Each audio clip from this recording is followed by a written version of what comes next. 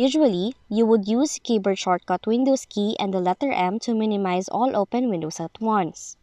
But what if you don't have a Windows key? Now you can still minimize all of your open windows at the same time using different methods. And through this video, we will show you exactly how to do that.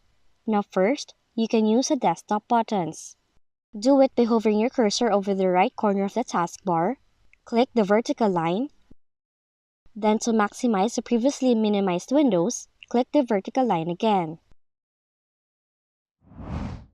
Now another method is by using the keyboard shortcuts.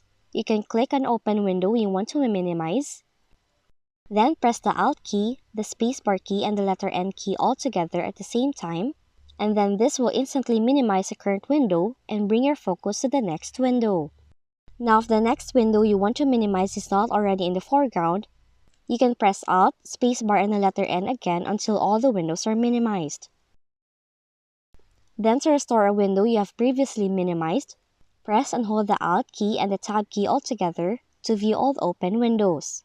Now continue using this shortcut until you can see your entire desktop without the open windows.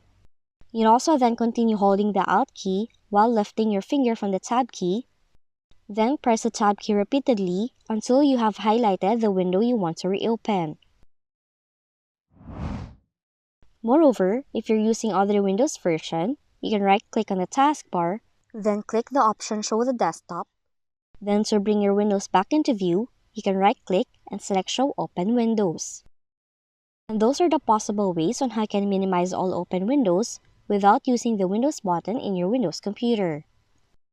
If you found this video helpful, kindly like and subscribe. You may also click and turn on the notification bell so you can be notified from whenever we release new videos.